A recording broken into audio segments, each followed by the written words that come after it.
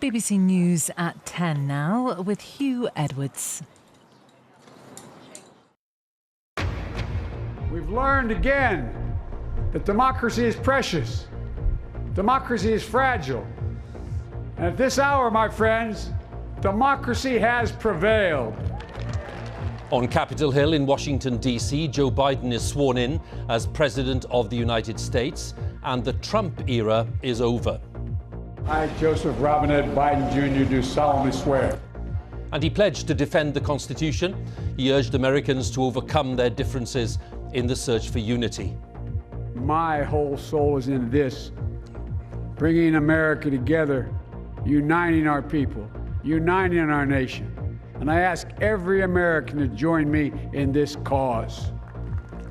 On her way to the White House after the ceremony was Kamala Harris, the first woman, the first Black American, the first person of South Asian descent to become Vice President. As for President Trump, he'd already left Washington hours earlier, telling supporters that he would be back. We'll have details of the day's ceremony, the new president's message, and the work he's already started in the Oval Office in the past hour. Also tonight, as the number of COVID deaths reaches another record, we visit a hospital in Derby to talk to staff about the battle that they're waging. And severe flood warnings in Greater Manchester as Storm Christoph brings chaos and homes are evacuated. And in half an hour on the BBC News Channel, join me, Kasia Madeira, for global reaction to today's events and a look at tomorrow's international front pages.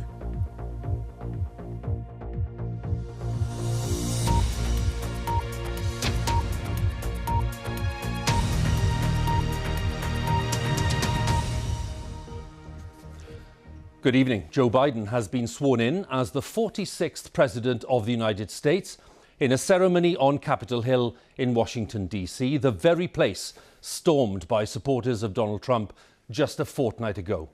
And with that violence still fresh in people's minds, there was unprecedented security and far fewer people than usual because of the pandemic. Well, the new president declared that democracy had prevailed, and he pledged to defend the Constitution while urging Americans to overcome their differences in the search for unity. At Mr. Biden's side is Vice President Kamala Harris, the first woman, the first Black American, and the first person of South Asian descent to hold the nation's second highest office. Conspicuous by his absence was the outgoing president, Donald Trump, who'd flown to Florida earlier in the day while promising his fans to be back in some form. We'll be looking at the new president's agenda and what it means for US relations with the rest of the world. But we start with the events of the day with our North America editor, John Sopel. Hugh, Donald Trump left the White House for the last time this morning. After that, an army of cleaners went in to spruce the place up. And then about an hour ago, Joe Biden arrived with his own broom to sweep away a lot of the Trump-era policies. The change is going to be profound. So far, so normal. Ladies and gentlemen, the President-elect of the United States. This is what America does every 4 years. But everything about today was exceptional given the last 2 weeks, given the pandemic, given the security situation, given the presidency that was ending. At first glance, the west front of the Capitol looks much as it always does on Inauguration Day. But look the other way towards the Washington Monument, and the normal forest of people has been replaced by a garden of flags. A socially distanced inauguration for a nation tearing itself apart. And repeat after me. The oath of office taken by the man who's now tasked with healing the nation's wounds. I, Joseph Robinette Biden Jr., do solemnly swear. That I will faithfully execute. That I will faithfully execute. The office of President of the United States. Office of President of the United States. The platform where he stood 2 weeks ago was the staging post for the assault on Congress. Then the mob ruled. Today, democracy had come through, but it was a close-run thing. We've learned again that democracy is precious. Democracy is fragile. And at this hour, my friends, democracy has prevailed. He warned America was in the midst of a winter of peril, and as any new president had to confront such an array of problems, COVID, economic turbulence, racial unrest, and the passions inflamed by Donald Trump's insistence that the election was stolen. Today, on this January day, my whole soul is in this, bringing America together, uniting our people, uniting our nation. And I ask every American to join me in this cause. Joe Biden never mentioned Donald Trump by name, but it was a firm repudiation of all that he stood for, though he was careful to reach out to the former president's supporters. We must end this uncivil war that pits red against blue, rural versus urban, conservative versus liberal. We can do this if we open our souls instead of hardening our hearts.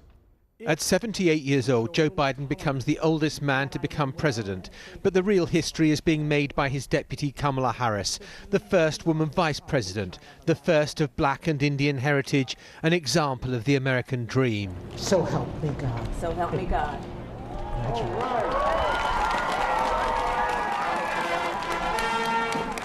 Though COVID has brought drabness, this inauguration had sparkle, with Lady Gaga, complete with gold microphone, singing the national anthem. What so proudly we hailed at the twilight's last gleaming. And Jennifer Lopez too.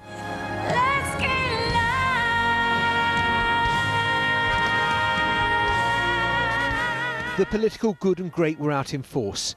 3 former presidents were in attendance, Republican and Democrat, and former Vice President Mike Pence was there as well, choosing the inauguration over a rival attraction a few miles away. And that's because Donald Trump had decided to break with 150 years of tradition and snub Joe Biden. Normally, the outgoing president meets the successor at the front door and rides with him to the Capitol. But Mr. Trump was slipping out the back, still incapable of accepting that he lost the election. Though the former reality TV host turned film director to try to orchestrate his own departure. He awarded himself a military send-off, complete with 21-gun salute, and his parting shot will have delighted his supporters and horrified his detractors. A goodbye. We love you. We will be back in some form. And the music was spot on as he flew off on Air Force One for the last time. It was my way. By the time now ex-President Trump arrived in Florida, Melania had gone from somber black to beach club chic. Never comfortable in Washington, she might find the transformation a whole lot easier than her husband. Joe Biden is now in the White House and he wants to hit the ground running. There'll be a flurry of executive orders to reverse a lot of Trump-era policies. But policies always change with a new president. What will be so different is the manner of governing. Crazy Town is likely to be replaced by Dullsville. But maybe that's what America needs right now. John Sopel, BBC News, Washington. Well, by now, as we just saw there, after several hours of ceremonial events, the President is in the White House, is probably in the Oval Office right now, where he's expected to get to work and signing those 17 executive orders that John was mentioning there. Those are presidential directives, if you like, which can take effect more or less immediately. Now, the aim is to begin reversing key parts of the Trump agenda on the environment, on immigration and on diversity. But top of the agenda, of course, will be a more focused approach to dealing with the pandemic, which has already claimed the lives of 400,000 Americans. Alongside that will be initiatives to stimulate the US economy, which has lost more than 10 million jobs over the past year. Let's go back to John Sopel, our North America editor. Can we talk about the pandemic, John? And how will the Biden approach differ to the Trump approach? Well, I think that what we saw from Donald Trump was an inconsistency. Sometimes he was following the science, sometimes he was following his gut, other times he was following what business people wanted. I think with Joe Biden there's going to be much more focus on the science, and I think what he wants to see is the whole apparatus of the American state to get behind the vaccine rollout, which has been stuttering so far. It's been called Operation Warp Speed. It's felt a lot more slow than that. He also wants to see a mask mandate so that many more people are wearing masks when they're out and about as a way of cutting the infection rate. So that's what he's going to do on that. But he also kind of wants that to bleed through to what happens in the economy, a stimulus program as well. And as you say, undoing a lot of the Trump-era policies on immigration from the mainly Muslim countries, a pathway to citizenship for people who've come across the border from Mexico and from Latin America. So those are some of the things that he's going to want to do. It's still going to be on a knife edge getting votes through the Senate, where it's a 50-50 split with Kamala Harris having the casting vote. So there is a huge agenda, but don't believe it's going to be easy. There are going to be formidable obstacles in Joe Biden's way. John, we'll talk again in a moment about other parts of the agenda, but thanks very much for now. That's John Sopel there for us in Washington. Well, Donald Trump lost the election despite winning more than 70 million votes nationwide. That's the second highest total in US history. And the concerns and frustrations of his supporters were very much in President Biden's mind when he was asking Trump supporters today to give him a chance to see what he could do. All part of the message of unity that Mr. Biden was delivering. But as our correspondent Ali Makboul discovered when he went to Texas, the new president has set himself a rather daunting task. The inauguration here is marked by an upturned flag. So convinced is Eric Braden that Donald Trump somehow had the election stolen from him. Copy that, guys. I appreciate y'all very much. Southern Patriot Council. Eric's been so angry, he's been leading his right-wing militia onto the streets. Today we're coming here to the Capitol in Austin for many reasons. None of them good. Here and there, and they gotta say this, and they gotta say that. Back at his trailer home, he tells me he'll never accept Joe Biden as president, and that for him, the inauguration is a signal that his country is dying before his very eyes. The Stars and Stripes outside is upside down. In distress, yes, sir. Yeah, it is. America is deeply in distress, and we are on the moment and the brink of complete division. And which looks like what? Division? What it looks like is states like Texas that actually have the legal right to leave the union will do that. That's fanciful, but it is an indication of the strength of feeling there is. The assault on the US Capitol has illustrated to many Americans the extent to which the right is prepared to go to lodge its protest. It's continuing to do so at state capitals across the country. But the events of the last year have shown that the left in America is also prepared to disrupt and make its presence felt. Last summer, they were roused into action not by misinformation from a president, but the killing of George Floyd. Protest leader Jay Gutierrez fears he'll be arrested many more times fighting white supremacy in America, especially now as he sees it, the right has been emboldened. There's going to be, chaos in some way. There's going to be uprisings from their end. There's going to continue to be uprisings from our end of wanting to see change and wanting to see justice prevail. So I just think that you're going to see that intensify. I don't think in any way, shape, or form, Biden winning, I don't see, there to be peace from this point. Others on the left say the issues of inequality and poverty are ones that will keep them fighting too. Eric and his militia mate Tim wanted to show off their preparedness for the battles they're expecting.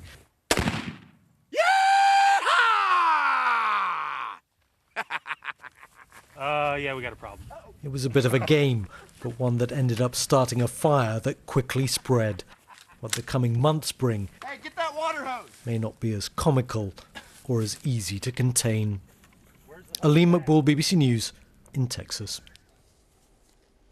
Well, after the Trump administration's rather turbulent 4 years on the global stage, President Biden declared today that America would rebuild its international alliances. as world leaders sent their congratulations and good wishes to the new president. China and Russia will have their own pressing reasons for assessing the new president's priorities, as of course will the UK. We'll hear from John Sudworth in Beijing and Steve Rosenberg in Moscow in just a moment. But first, our political editor Laura Kuenssberg at Westminster. Well, UK Prime Ministers like to see American presidents as their diplomatic best friend. The two nations have a partnership that goes back for so long, with unrivaled working, particularly when it comes to security and defence. And when that friend is unconventional and unpredictable, as was Donald Trump, that can make for some very awkward political moments. So for the government today, it's a positive turning of the page. Now that's in part because Joe Biden's been clear. He wants to work with international groups like NATO, so important to the UK and its place on the world stage. But it's also seen as a positive because in number 10, they believe that Joe Biden cares about some of the issues where Boris Johnson really wants to make a difference, on climate change, for example. The Prime Minister today said it's a step forward, a positive day for America after a bumpy time. But less diplomatically, one former senior minister told me that the UK might lose some exclusivity, but they would gain predictability, and the whole thing would be less cringeworthy. It's sure that there'll be fewer fireworks and less drama, perhaps, in the relationship between the two countries. But tonight, the sense in the government is that the UK is gaining a more dependable friend. On the face of it, Donald Trump has been a nightmare for China, hitting it with a trade war, trolling it over his allegations that the virus leaked from a laboratory here, and sanctioning its companies over their links to the human rights abuses in Xinjiang. But will Joe Biden be any better?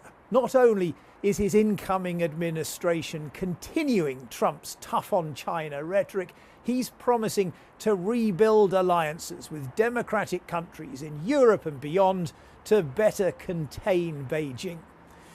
But there's something else too. In Donald Trump, China saw the tantalizing prospect of a crisis in democratic values, a decline in American power, and a vacuum on the global stage into which it could step.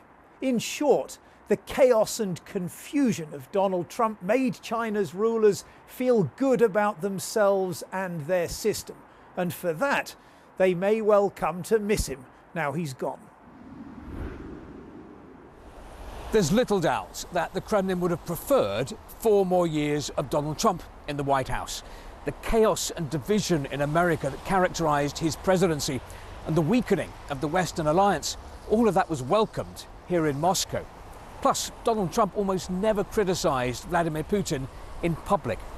But Joe Biden is a vocal Kremlin critic. He's already said that for America, Russia is the greatest threat. So Moscow is bracing itself for more sanctions.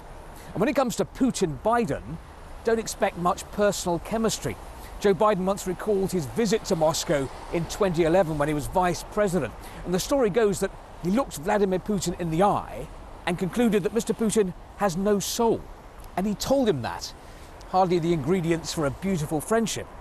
But I think there will be a degree of pragmatism on both sides, which could help secure agreement on key pressing issues, like extending a key nuclear arms control treaty that expires in a few days' time. It was Steve Rosenberg there in Moscow. Let's go back to Washington and have a final word with John on what's been going on there today. People talking about a new American presence on the world stage, John. How do you think that'll manifest itself? I think what you're going to see, Hugh, is a return to the sort of consensus foreign policies that we've had from previous American presidents, broadly speaking, since the war, that you support the multilateral institutions like NATO, like the World Trade Organization, the World Health Organization, which Donald Trump pulled America from, like the climate change agreement that Joe Biden wants America to rejoin. And I think the key word was used by Laura when she talked about predictability. I think that Joe Biden will be fairly predictable, and he's surrounded himself by technocrats who know their subjects in the key positions. That said, Joe Biden's focus is also going to be very inward-looking on America. Remember how close America came to a kind of overthrow of Congress, unbelievably, just 2 weeks ago. There are still wounds from that. There is still going to be an impeachment trial of Donald Trump in the Senate. There is an awful lot of healing that needs to go on in America. And I think that is going to be the focus of his activities, even though on the world stage it may be a more familiar America that the world is dealing with. John, many thanks again. John Sopel there with his analysis on the day that Joe Biden was inaugurated. Let's turn to the day's other main news then, because the number of COVID deaths recorded in the past 24 hours in the UK was more than 1,800. That's yet another record since the pandemic began. But more than 4.5 million people across the UK have now received their first dose of a vaccine. The pressure on the NHS is still extreme, and our latest report on hospital staff this week is from the Royal Derby Hospital. Our medical editor Fergus Walsh, producer Nikki Stiasny and camera journalist Rob Taylor compiled this report. I've been in nursing for 33 years and I have never seen anything like this. In all honesty, it is physically and emotionally exhausting. I don't think anybody feels that we've seen the worst of this yet. If we carry on this trajectory, we'll be completely overwhelmed in a couple of weeks. The warnings keep coming, and not just from London. This is the Royal Derby Hospital. Nearly half its patients have COVID. CPAP mask on for a couple of hours. Paul Robinson is 50. He's terrified. I had an horrendous night, and I won't lie, I messaged my wife this morning to say that I wasn't so sure if I was going to survive. We've just bought ourselves a new beautiful bungalow which we're supposed to be moving into, and it's our dream, and I may not see it. The intensive care unit has doubled in size and is still growing, but they've already had to transfer some critically ill patients to other hospitals. This time it's been a perfect storm, really, of the new variants arrived, we've hit winter at just the wrong time, Christmas has arrived at exactly the worst time it could have done, and there's just been a steady, inexorable rise of cases. We are still on the up-ramp of the patients coming through. Check the length on the remaining lines. Caring for those patients places huge demands on staff. 1, 2, 3, roll. Every ICU uses this procedure, proning, turning patients on their front to help their breathing. This is the very definition of intensive care. All over the country there are medical teams like this one trying to keep thousands of COVID patients alive. All that and coping with other winter pressures as well. There is light amid the darkness. Treatments are getting better. Steroids and some arthritis drugs have greatly improved the chances of survival. But to provide care, you need staff. So many are off sick. Those left are drained. On one shift, nurses had to walk past COVID deniers demonstrating outside the hospital. We've got staff who are absolutely exhausted and traumatised. A lot of staff are struggling with their mental health.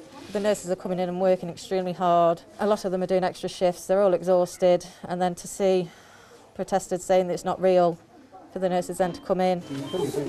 Those on the COVID front line say if the public could see through their eyes, they'd take more care. It's not a hoax, it's very real. People are dying daily within the hospital, and I myself have held the hand of patients that are dying within the department. I think people need to take it a little bit more seriously, and I don't think they're aware of the impact.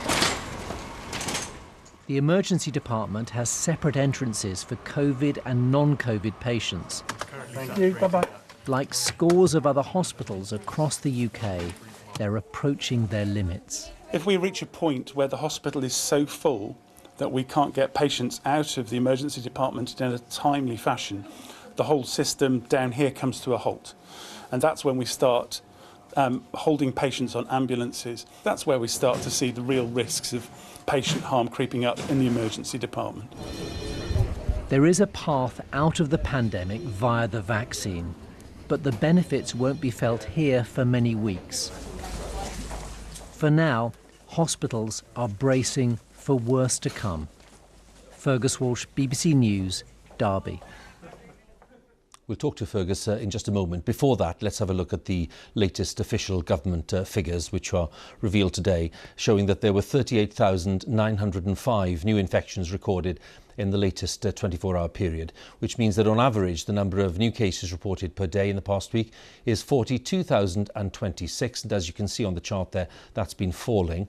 Across the UK, an average of 39,068 people were in hospital with coronavirus over the 7 days to Sunday. That includes suspected cases in Wales.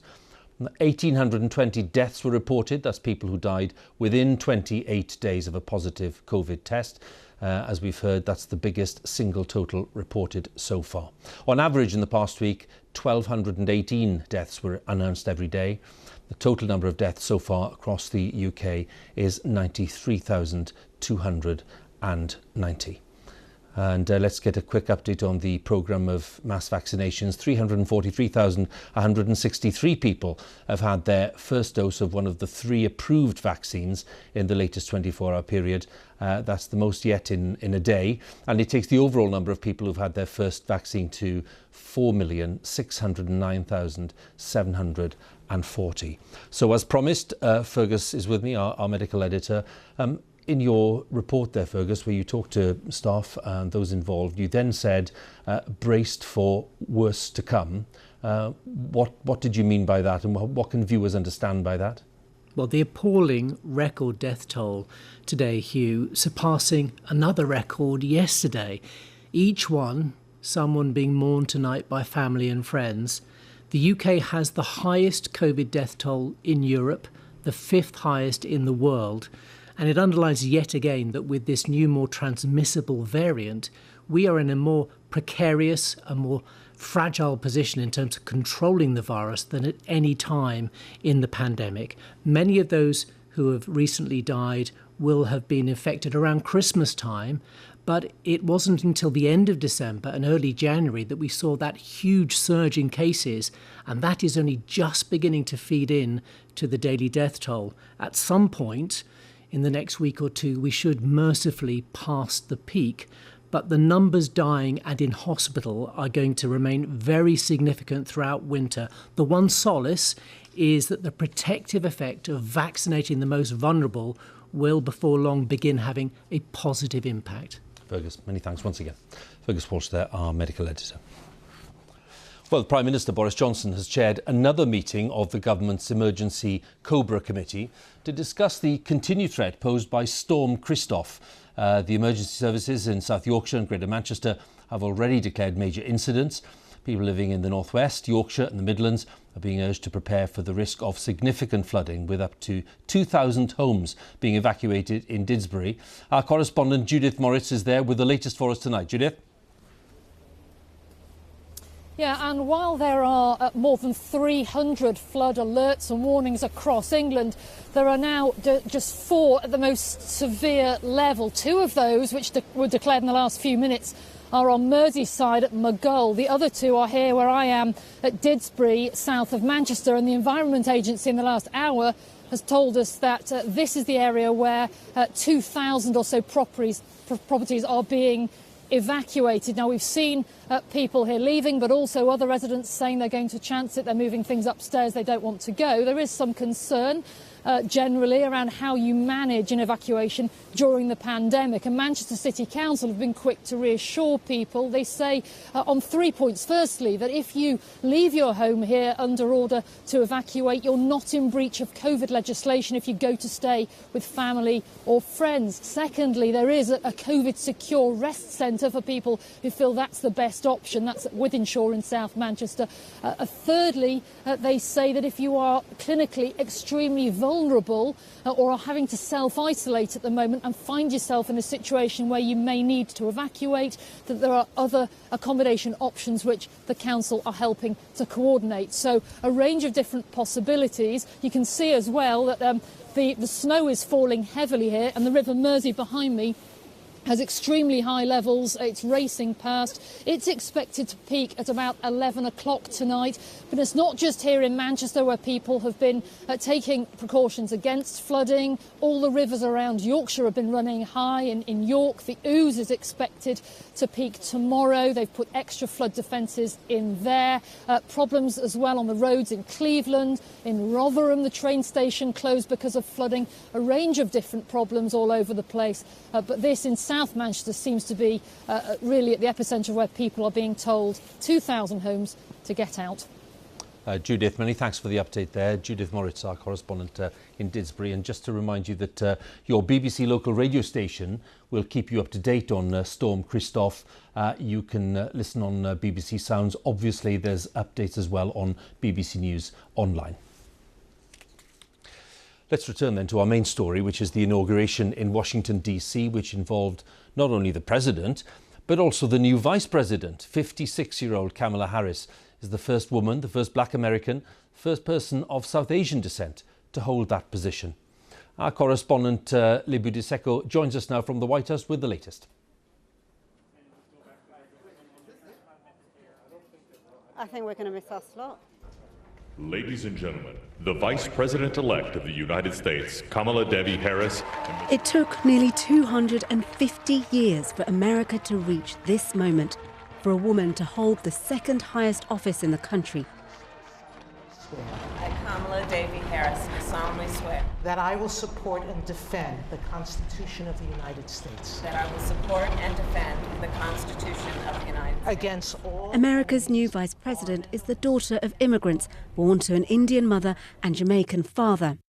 Both were involved in the civil rights movement of the 1960s, something she says shaped her. I was taught that I had a responsibility to be a part of the fight for justice. That quest for justice, perhaps the motivation for her career in law, rising to become the Attorney General of her home state of California.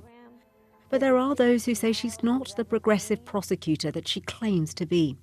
They point to an approach they say was too harsh on black men and say she didn't do enough to tackle police brutality. I stand before you today to announce my candidacy for President of the United States. In 2019, she launched her own bid to become US president. It was unsuccessful, but there was one particularly memorable moment. During a debate, she hit out at Joe Biden for working with senators who'd supported racial segregation and for his opposition to busing black children to white schools. You know, there was a little girl in California who was part of the second class to integrate her public schools, and she was bused to school every day. And that little girl was me. But it didn't stop Mr. Biden from choosing her as his running mate. We did it, Joe. You're going to be the next president of the United States. For her childhood friend, this is a moment that she was made for. Did you see this in her future when you were kids or teenagers? Oh, absolutely not. We were kids or teenagers, no. We were bad. We hung out. No, but as she progressed into her role and got into the DA's office and then the Attorney General, I saw, yes, this, you know, you can be the President of the United States. And look at you, she's right here. Kamala Harris is a step away from the presidency, but with this honour comes the burden of expectation and responsibility. The wounds inflicted by America's divisions are still raw. She will have to try and heal a country in chaos while carrying the weight of her historic victory. Lebu Diseko, BBC News, Washington. With that is all from us tonight. In a moment on BBC One, we'll have the news where you are. Before that, here's a reminder of the words and the images which marked the inauguration of Joe Biden as the United States began a new chapter in its history. Have a good night.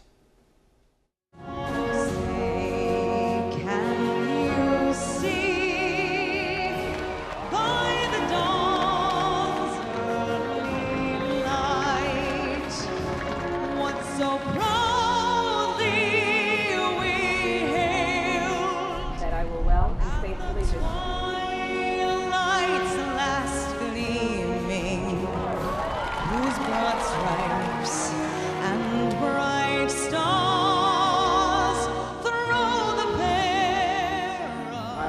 Robert Ed Biden Jr. do solemnly swear. On the ramparts we watched were so gallantly streaming. The will of the people has been heard, and the will of the people has been heeded. And at this hour, my friends, democracy has prevailed.